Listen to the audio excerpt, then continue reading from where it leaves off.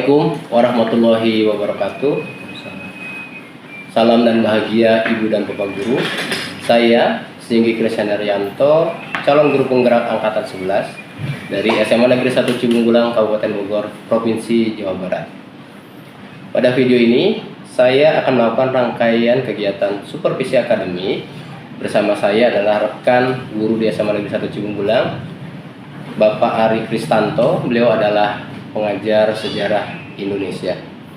Kemudian pada kesempatan kali ini saya akan melakukan wawancara praobservasi yang merupakan bagian dari tugas aksi nyata modul 2.3 coaching untuk supervisi akademik.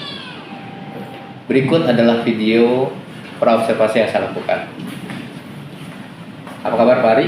Alhamdulillah sehat Pak. Alhamdulillah, terima kasih sudah menyempatkan waktu di sela-sela kesibukan Pak Ari untuk ngobrol bersama saya. Baik Pak Ari, dalam supervisi akademik itu ada 3 tahap ini, kita supaya jelas ya. Bahwa yang pertama adalah praobservasi yang kita lakukan hari ini, kemudian nanti adalah observasi atau supervisi di kelas, kemudian yang terakhir nanti kita melakukan pasca observasi. Nah, selain itu juga ada nanti adalah tindak lanjut atau nanti untuk pengembangan ke depannya. Baik, tujuan dari supervisi ini adalah upaya untuk membantu guru dalam mengembangkan kemampuannya dalam mencapai tujuan pengajaran. Selain itu juga membantu terutama Pak Ari dalam mengembangkan kompetensi, profesionalisme dan kompetensi pedagogiknya. Baik, kira-kira begitu Pak Ari ya. Ada beberapa pertanyaan nih Pak Ari yang saya ingin ajukan mengenai observasi nanti ya. Sebelumnya ini materinya apa Pak Ari yang akan diajarkan? Materinya tentang manusia praaksara. Manusia praaksara, baik. Berarti dalam manusia praaksara ini dalam pengajarannya Pak Ari ini tujuan pembelajaran apa yang ingin dicapai? Kalau tujuan pembelajaran yang ingin saya capai, peserta didik mampu mengidentifikasi jenis manusia praaksara yang ada di Indonesia melalui diskusi kelompok dengan kritis, teliti, dan tanggung jawab. Ya. Selanjutnya, setelah mampu mengidentifikasi, peserta didik mampu menganalisis ciri-ciri manusia praaksara di Indonesia melalui diskusi juga dengan kritis, teliti, dan tanggung jawab. Ya, baik. Jadi tujuannya itu adalah untuk mengembangkan kemampuan berpikir kritis, teliti, dan tanggung jawab anak dalam kelompok. Baik. Kemudian ini area pengembangan yang ingin dicapai oleh Pak Ari dalam pembelajaran tersebut adalah. Oke, area pengembangan yang dicapai ini ada 3 Pak. Pertama, mengembangkan kemampuan saya, bagaimana cara menyampaikan materi kepada murid dengan lebih jelas dan mudah dipahami. Ya. Terus mengembangkan pembelajaran yang menarik dan kreatif untuk merangsang keaktifan murid dan bisa memberikan pembelajaran yang bermakna. Oke. Yang terakhir, mengembangkan pembelajaran sosial emosional. Ini untuk menumbuhkan rasa empati murid baik dengan sesama murid dalam kelompok maupun kelas dan juga kepada guru. Oke, baik. Jadi yang pertama adalah mengembangkan kemampuan dalam penyampaian materi. Kemudian yang ketiganya adalah yang keduanya pembelajaran menarik dan kreatif. Yang ketiga adalah sosial emosional. Itu berarti kan masuk ke berdiferensiasi ya. Baik. Dalam pelaksanaannya, ini dalam pembelajarannya, ini kan Pak Ari sudah merancang sedemikian rupa dan membuat rencana untuk dikembangkan apa. Kemudian untuk mencapai tujuan pembelajaran tersebut, strategi yang dipersiapkan apa saja Pak Ari? Strategi yang saya siapkan ada 5. Pertama, yang pasti mempersiapkan media pembelajaran yang inovatif, baik visual maupun audiovisual. Ya. Terus membentuk kelompok yang heterogen, menggunakan pembelajaran berdiferensiasi, penggunaan aplikasi Jamboard, Ya. dan terakhir metode pembelajaran diskusi, tanya jawab, serta literasi. Oke, baik. Ya Pak Ari, dari yang disampaikan ini saya bisa melihat bahwa sumber belajar yang Pak Ari siapkan itu bisa untuk mengakomodir kebutuhan belajar anak, yaitu video, visual dan audiovisual. Kemudian pembelajarannya berupa kelompok heterogen, pembelajaran diferensiasi, ada sosial emosional juga. Oke, baik. Saya rasa untuk praobservasi kali ini sudah cukup. Terima kasih Bapak Ari sudah menyempatkan waktunya, meluangkan waktu untuk kita berdiskusi. Nanti kita lanjut di pertemuan berikutnya. Observasi rencananya di kelas berapa nih Pak Ari? Di kelas 10.3 Pak. 10.3 di hari Selasa, sesuai jam ngajar saya di situ. Oke, siap. Berarti kita ketemu lagi di hari Selasa di kelas 10.3. Baik, terima kasih Pak Ari. Baik, Bapak dan Ibu, itulah percakapan praobservasi yang saya lakukan dengan rekan saya Bapak Ari Kristanto.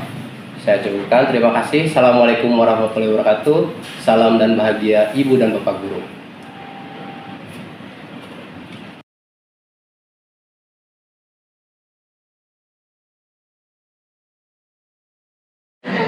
Assalamualaikum warahmatullahi wabarakatuh.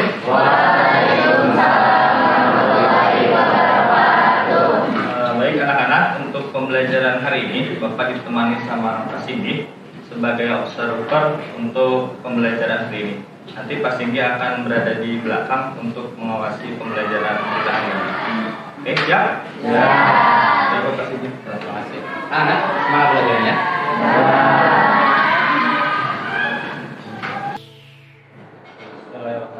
Assalamualaikum warahmatullahi wabarakatuh. Waalaikumsalam warahmatullahi wabarakatuh.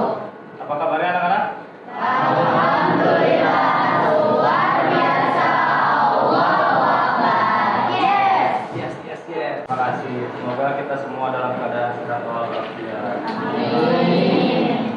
Baik, Bapak minta satu orang ke kelas untuk menyiapkan doa sebelum kita mulai pembelajaran. Duduk siap. Siap. Belum melakukan pembelajaran, alangkah baiknya berdoa terlebih dahulu. Doa ibadah. Tidak sesungguhnya.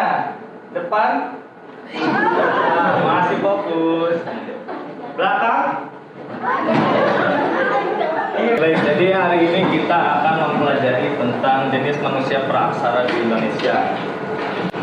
Tujuan pembelajarannya yang Bapak harapkan kalian sebagai peserta didik mampu mengidentifikasi jenis manusia praaksara yang ada di Indonesia melalui diskusi kelompok dengan kritis, teliti, dan tanggung jawab. Informasi apa yang kalian dapatkan dari video yang barusan di play?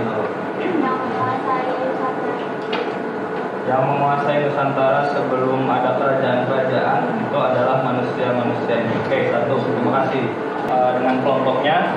Terus nanti dari Bapak ada LKPD, kalian bisa lengkapi LKPD-nya. Diskusi berjalan aman, tentram, nyaman, tidak ada kerusuhan. Terus sumber bahan belajar nanti Bapak sediakan juga, kalian tinggal scan atau pindai barcode-nya. Kelompok 3 Bima, Kalisa.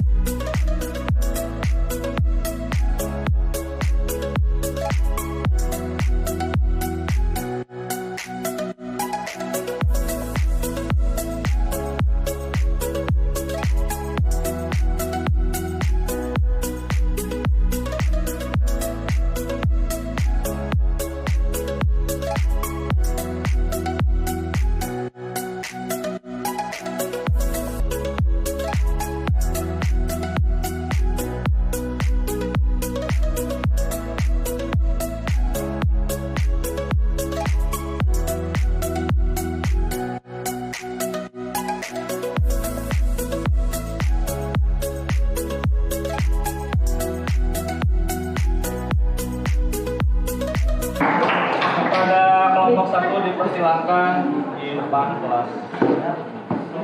Indonesia negara hukum. Assalamualaikum.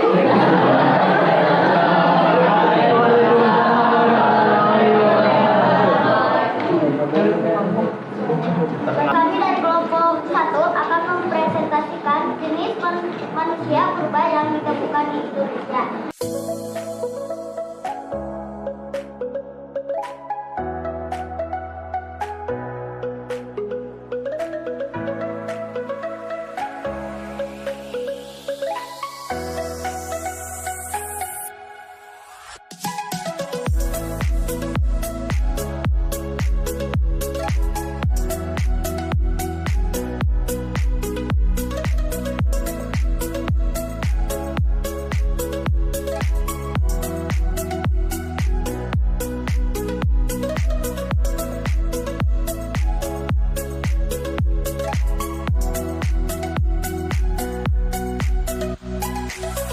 Sekali lagi Bapak minta tepuk tangan buat semuanya. Bapak ada sedikit penguatan buat kalian. Jadi dari tadi kelompok 1 sampai 6 sebetulnya gampang untuk bukan menghafal ya, mempelajari materi itu gampang. Pertama ada kelompok 1 tentang Meganthropus paleojapanicus. Dilihat dari namanya ada megan dari kata besar, tropus itu artinya manusia, paleojapanicus berarti dari Jawa. Makanya arti dari Meganthropus adalah manusia raksasa, megan dari Jawa. Soal nomor 1, ada 4 pilihan jawaban, kalian tinggal sesuaikan dengan warnanya. Apa yang dimaksud dengan manusia praaksara? Dari dua kata, pra dan aksara. Ada manusia tengkorak, manusia yang hidup di gua, manusia yang belum mengenal tulisan, manusia yang tidak berbudaya. 2 jawabannya. 1 ada ding ding ding ding jeng.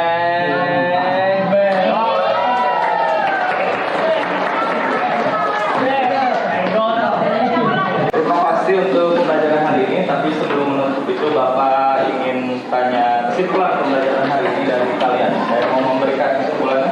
Oke, silakan Pak.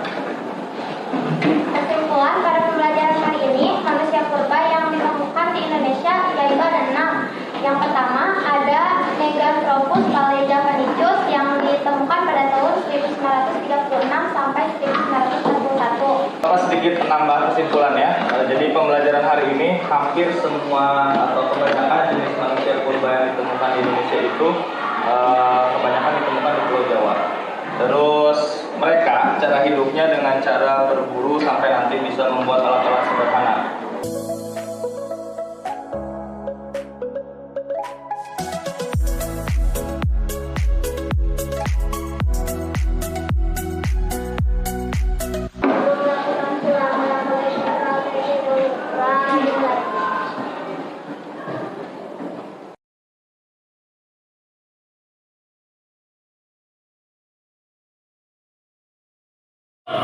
Assalamualaikum warahmatullahi wabarakatuh. Salam bahagia Ibu dan Bapak Guru. Saya Singgi Krisyandaryanto, calon guru penggerak angkatan 11 SMA Negeri 1 Cibunggulang, Kabupaten Bogor, Provinsi Jawa Barat. Pada video ini saya akan melakukan percakapan pasca observasi bersama rekan saya Bapak Ari Kristanto, dan saya didampingi oleh pengajar praktik yaitu Guru Muhammad Tuhan. Mohon izin Ibu, saya melakukan percakapan pasca observasi. Baik, apa kabar Pak Ari? Alhamdulillah. Terima kasih sudah meluangkan waktunya untuk kita membahas mengenai hasil pelaksanaan supervisi yang kemarin. Baik Pak Ari, seperti yang pernah saya sampaikan bahwa tujuan dari supervisi ini adalah untuk membantu atau upaya guru dalam mencapai tujuan pembelajaran. Selain itu juga untuk meningkatkan kompetensi profesionalisme dan pedagogik yang kemudian untuk kedepannya bisa meningkatkan pendidikan. Setelah pelaksanaan supervisi akademik, menurut Pak Ari, apakah tujuan pembelajaran yang sudah Pak Ari rencanakan, yang sudah Pak Ari buat secara lengkap mengenai manusia praaksara tersebut sudah tercapai atau belum?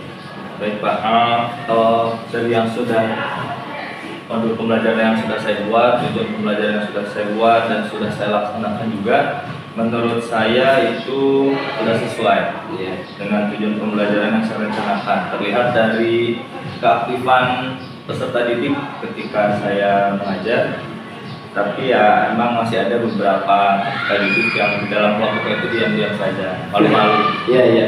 Ya, gitulah kira-kira murid-murid kita di SMA unggulan. Masih ada saja yang mereka belum bisa aktif dan mereka belum mau berekspresi dalam kelompoknya menunjukkan apa yang mereka kuasai. Baik. Nah, melihat dari performa Pak Ari pada saat pelaksanaan supervisi, dari skala 0 sampai 10, Pak Ari menilai performa Pak Ari itu berapa? Kalau untuk menilai diri sendiri sih apa ya, 0 sampai 10, 8 ya, 8 aja. Apa yang membuat Pak Ari memberikan penilaian untuk diri sendiri itu dengan nilai itu? Karena itu tadi masih ada beberapa peserta didik yang belum sesuai harapan saya gitu. Pengennya kan semua aktif, ya, tapi ternyata masih ada aja yang masih belum aktif, malu, bahkan diam, samperin dulu baru mau ngomong. Gitu ya. Oke. Pak Ari, boleh saya menyampaikan hasil pengamatan? Saya kemarin lihat dari hasil observasi ya. Baik, dari pengamatan observasi saya ya, pada saat supervisi akademik kemarin, ini Pak Ari merencanakan, membuat dan melaksanakan itu sudah baik sebetulnya. Dan saya mungkin bisa menilai lebih tinggi dari yang Pak Ari tadi sampaikan. Saya bisa memberikan nilai, mungkin menilai Pak Ari 9. Karena saya lihat bahwa kegiatan pembelajaran dengan sistem berkelompok di sana muncul kegiatan yang memancing anak untuk aktif. Di dalamnya juga Pak Ari kan merencanakan pembelajaran berdiferensiasi dan sosial emosionalnya. Nah, di situ juga terlihat bahwa anak antusias dari video yang ditayangkan, kemudian artikel yang Pak Ari berikan kepada anak.